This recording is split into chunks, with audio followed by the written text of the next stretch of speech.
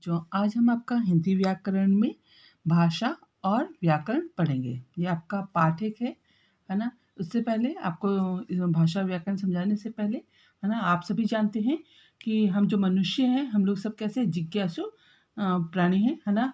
और हमारे मन में हमेशा क्या होता है, नए-नए विचार उठते रहते हैं, है ना?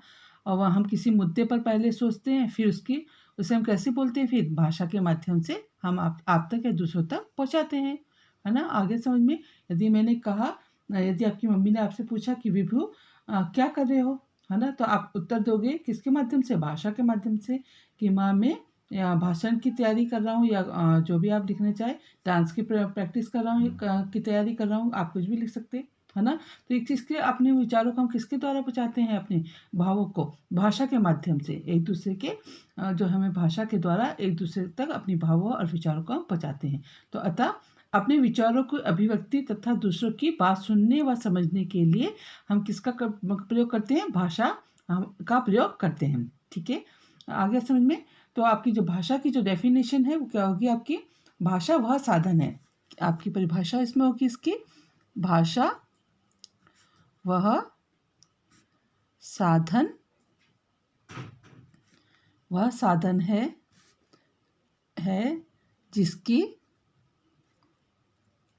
जिसकी सहायता, है ना, जिसकी सहायता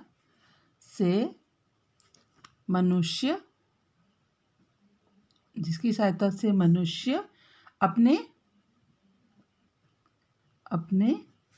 मन के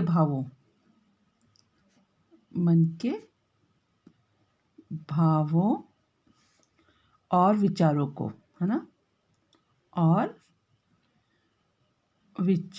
मन के भावों और विचारों को प्रकट करता है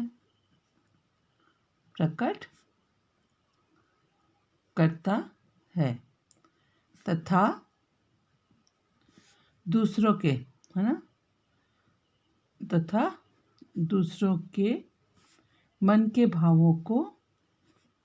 मन के भावों और विचारों को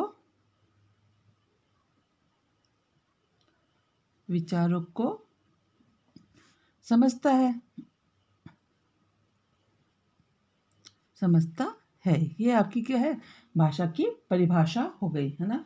और आपको पता है जब हम लोगों की धरती जो हमारे आदि मानव जो है वो थे, है ना, तो वो लोग अपने मन के भावों को कैसे प्रकट करते थे? एक दूसरे को समझने के लिए क्या करते थे? वो संकेतों का सहारा लिया करते थे, है ना? तो फिर क्या हो गया, जब धीरे धीरे और अपनी बातों को, विचारों को प्रकट करने की उन्होंने कोशिश की, है ना, तो संकेतों के द्वारा उनको समझाना क्या हो गया, उनको बहुत ज़्यादा मुश्किल होने लगी, है ना? फिर उन्होंने सोचा धीरे धीरे कि इस सुविधा को दूर करने के लिए, है ना, उन्होंने अपने मुख से निकली जो ध्वनियाँ थी, है ना, उनको मिलाकर शब्द बनाने आरंभ कर दिए और शब्दों के मेल से जो बनी, क्या बनी? भाषा बनी, है ना? आप सभी को पता है कि भाषा संस्कृत की जो भाष धातु से बना है ना? और भाष का अर्थ होता है बोलना, अर्थात भाषा उसे कहते हैं जो सार्थक शब्द समूह के रूप में उच्चारित हो एवं विचारों के आदान प्रदान में सहायक हो, है ना? ये आपकी भाषा की डेफिनेशन मैंने अभी आपको दिखाई थी, है ना? तो आपको भाषा वह साधन है जिसकी सहायता से मनुष्य अपने मन के भावों और विचारों को प्रकट करता है तथा दूसरों के मन के भावों और विचारों को समझता है। ठीक है? फिर अब इसमें है आपके भाषा के रूप, है ना? भाषा के मूलतः 2 रूप प्रचलित हैं, है ना? भाषा के आपके रूप और मुख्यतः कितने प्रकार की होती है? 2 रूप प्रचलित है आपके, है ना? 2 प्रकार होते हैं इसके। पहला होता है आपका, क्या होता है?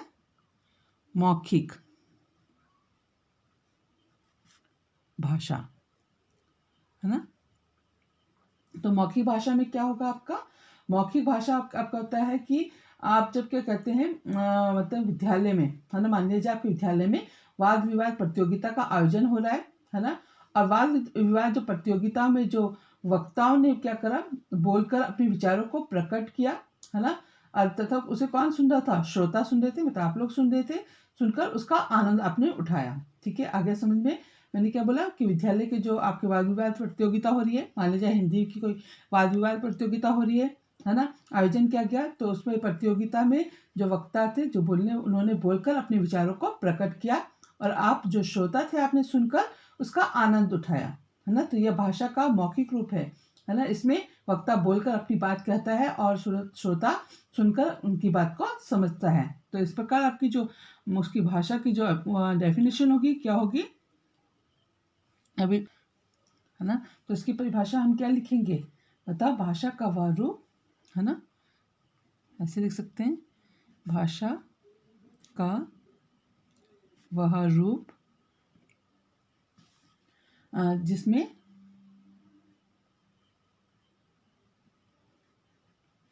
एक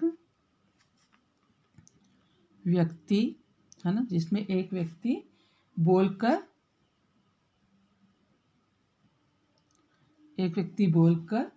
विचार या मन के भाव प्रकट करता है ना, विचार या मन के भाव प्रकट करता है ना, मन के भाव को प्रकट करता है।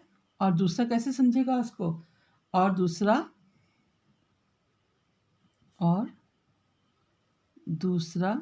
कैसे समझेगा उसको, दूसरा जो व्यक्ति है कैसे समझेगा, दूसरा व्यक्ति, है ना, मैं बोल रही हूँ आप लोग कैसे समझ रहे हो, सुनकर, है ना। तो दूसरा व्यक्ति सुनकर उसे समझता है,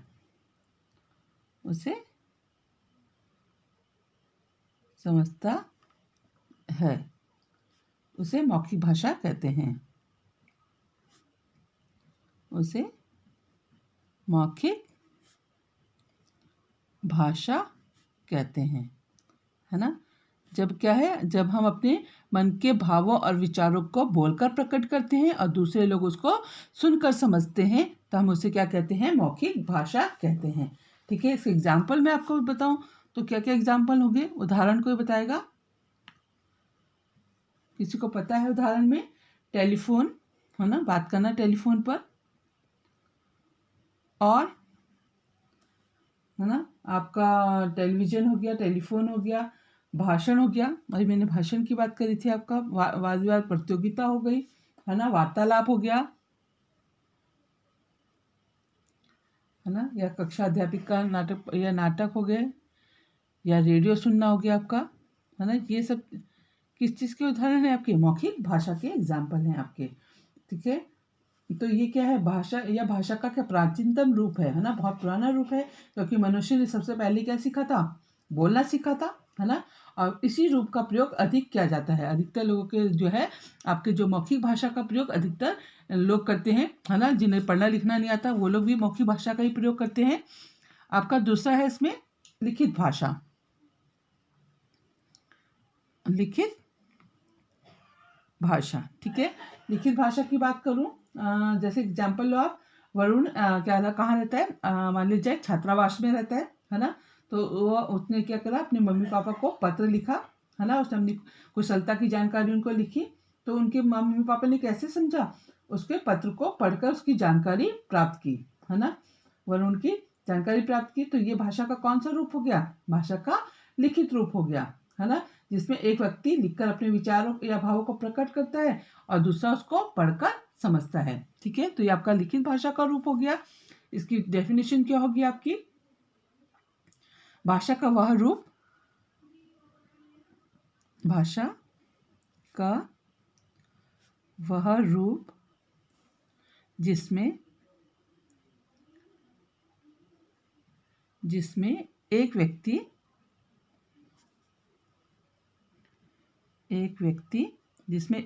क्या करता है, अपने विचार, है ना, अपने विचार या मन के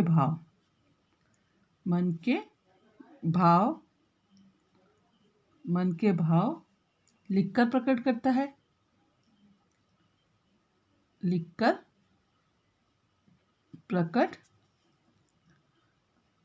है ठीक है, मन के भाव को लिखकर प्रकट करता है, और दूसरा कैसे समझेगा, और दूसरा व्यक्ति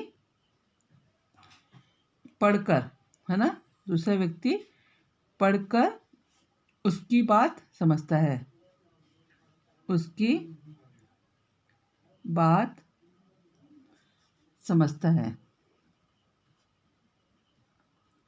ना, समझता है, तो उसे क्या कहेंगे हम लोग, उसे लिखित भाषा कहेंगे, लिखित भाषा कहते हैं।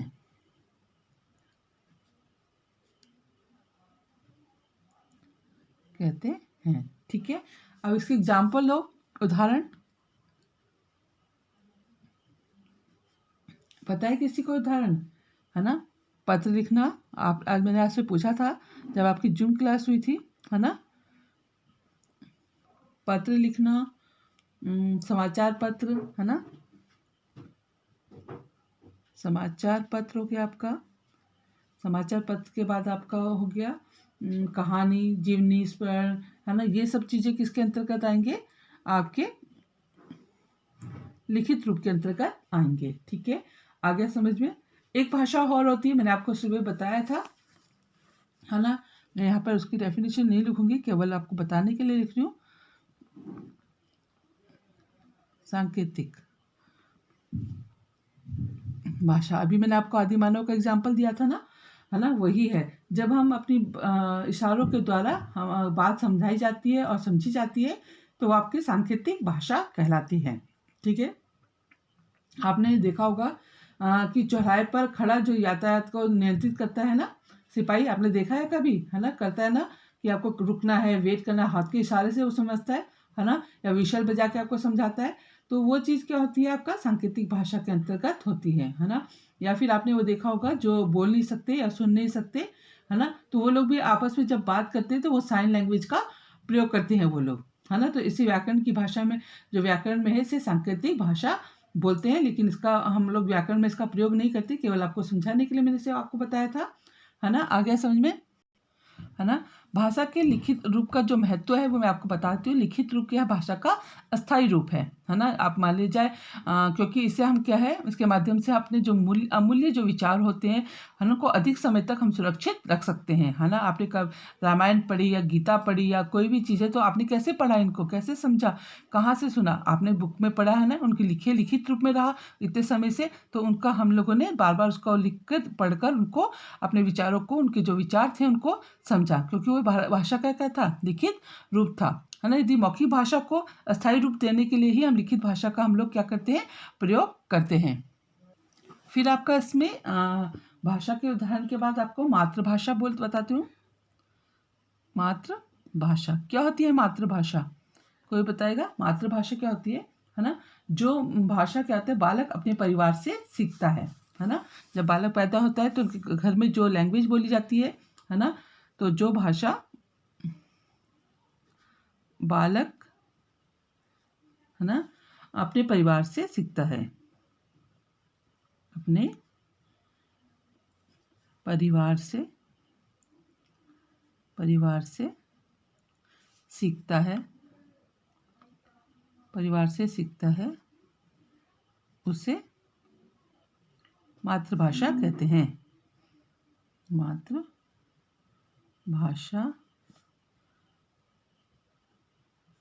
मातृभाषा कहते हैं, ठीक है। ये आपका मातृभाषा के अंतर्गत आ गया।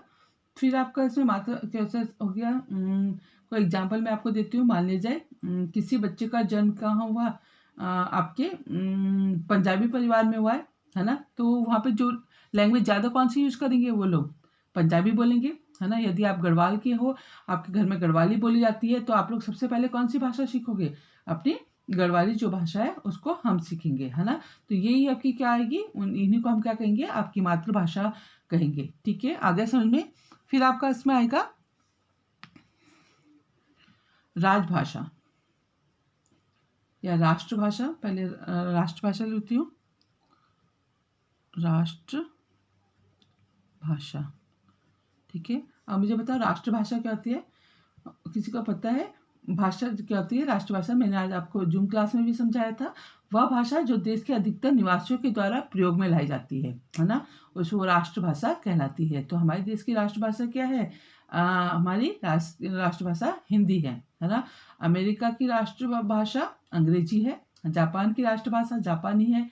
ऐसी रूस की राष्ट्रभाषा रूसी है ना। तो फ्रांस की राष्ट्रभाषा फ्रेंच है। तो जहाँ पर जो उनकी जो भाषा का अधिकतर निवासियों का प्रयोग किया जाता है, जौन सी भाषा का, उसे वहाँ की राष्ट्रभाषा कहते हैं, है ना। तो वह भाषा, मैं इसकी डेफिनेशन लिख के देकर बताती हूँ आपको। वह भाषा, है ना, जो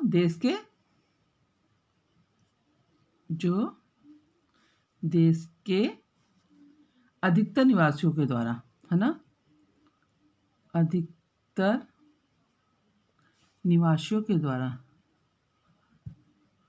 अधिकतर निवासियों के द्वारा, है ना, अधिकतर निवासियों के द्वारा प्रयोग में लाई जाती है, प्रयोग में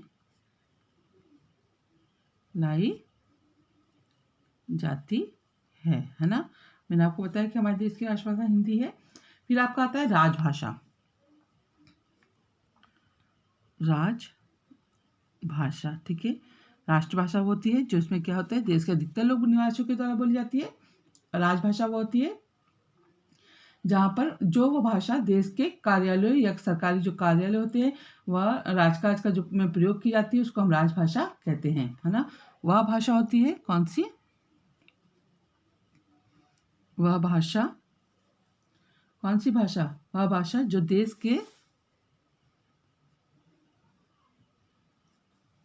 के कार्यालयों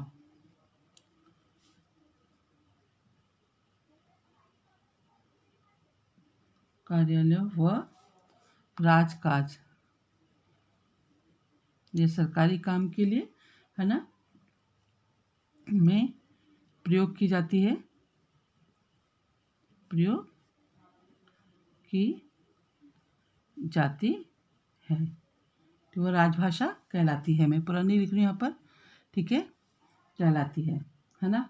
फिर आपका क्या आता है इसमें? आता है आपका उपभाषा, है ना। उपभाषा का अर्थ है भाषा का छोटा रूप। उपभाषा का प्रयोग बोली की तुलना में बड़े क्षेत्र में भाषा के मुकाबले छोटे और सीमित क्षेत्र में होता है ना। एक भाषा के अंतर में कई उपभाषाएं होती हैं। उपभाषा के अंतर्गत कई बोलियां होती हैं, ठीक है। तो इसकी डेफिनेशन नहीं लिख रही हूँ, केवल बोली की लिखती हूँ यहाँ पर। आपका बोली क्या है? बोली भाषा का क्षेत्रीय रूप है। बोली भाषा का क्षेत्रीय रूप है, ठीक है। जैसे कि आपका यहाँ पर हमारे जो उत्तराखंड में अधिकतर कौन सी लैंग्वेज बोली जाती है? गढ़वाली बोली जाती है ना। तो आप हमारी गढ़वाली हो गई, या आपका कैसे मान लिया जाए, कोई आप भाषा लो, पंजाब में पंजाबी हो गई, है ना, हरियाणा में हरियाणवी हो गई। तो ये क्या है? आपकी बोली का क्षेत्रीय रूप होता है, ठीक है। अब हमारे भारत में लगभग 600 से अधिक बोलियां बोली जाती हैं, मतलब बोली जो है अलग अलग भाषाओं में भारत में लगभग 600 से अधिक बोलियां बोली जाती हैं। आगे समझ में। फिर इसके बाद है आपका, इसमें लिया गया है आपका व्याकरण आएगा, है ना, का व्याकरण, है ना। प्रत्येक भाषा की अपनी व्यवस्था होती है ना। तो प्रत्येक भाषा में अपनी अपनी व्यवस्था होती है, हर भाषा को लिखने की अपनी अपनी अपनी व्यवस्था होती है, और उसके अपने नियम होते हैं, है ना। सबके अपने अपने नियम होते हैं। भाषा की इस व्यवस्था और नियमों को ही हम क्या कहते हैं? व्याकरण कहते हैं, है ना। व्याकरण के द्वारा भाषा के शुद्ध और अशुद्ध रूपों की हम पहचान करते हैं। इसी के माध्यम से हम भाषा का मानक प्रयोग भी सीखते हैं, है ना। आपका जो मानक प्रयोग होता है, इसको भी आपको किसके द्वारा सीखते हैं? व्याकरण के द्वारा ही सीखते हैं। तो भाषा की उसकी जो व्याकरण की जो डेफिनेशन होगी, वो क्या होती है? भाषा के नियमों की जानकारी देने वाला शास्त्र, है ना। तो भाषा के नियमों की जानकारी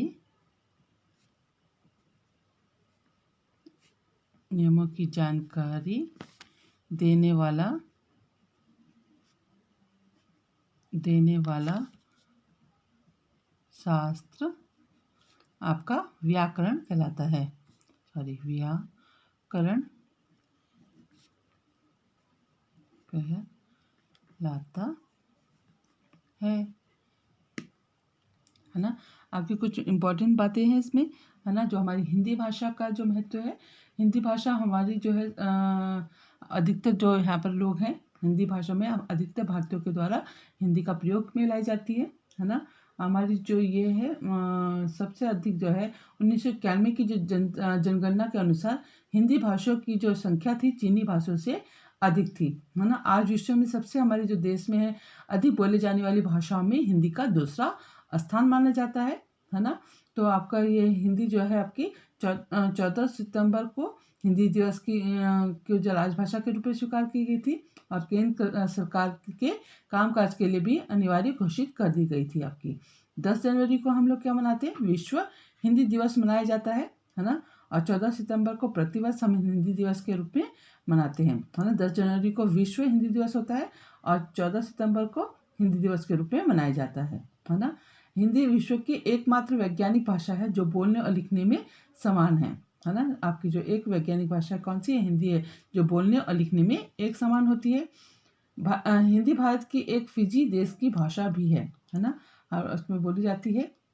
इनकी विशेषता शायद ही किसी अन्य भाषा में दिखाई दे, अतः हमें हिंदी का प्रयोग करते समय हमें गौरव अनुभव होना चाहिए। हम ना अधिकतर जो हमारी जो भाषा है इसकी विशेषताएं हैं, शायद ही किसी अन्य भाषा में ये सब विशेषताएं दिखाई दे, है ना। इसलिए हमें अब क्या करना चाहिए, अपनी हिंदी भाषा को प्रयोग करना चाहिए, है ना। इसमें शर्म नहीं महसूस करनी चाहिए बल्कि गर्व महसूस करना चाहिए, है ना। आपने देखा होगा कि बहुत से लोग क्या करते हैं, आपके अपनी भाषा हिंदी भाषा को बोलने में शर्म मानते हैं और इंग्लिश भाषा का प्रयोग करते हैं। आपने देखा होगा जापानीज अपनी भाषा का प्रयोग करते हैं, फ्रेंच वाले जो फ्रांस के जो लोग हैं अपनी फ्रेंच भाषा का प्रयोग करते हैं, है ना। वो कभी नहीं शर्माते, लेकिन हम हिंदू जो लोग हैं अपनी जो हिंदी भाषा है हम लोग उसको बोलते हुए बहुत शर्माते हैं। इसलिए आपको अपनी हिंदी भाषा का पर गर्व होना चाहिए, है ना। इसमें बात करने में आपको शर्म महसूस नहीं होनी चाहिए। धन्यवाद।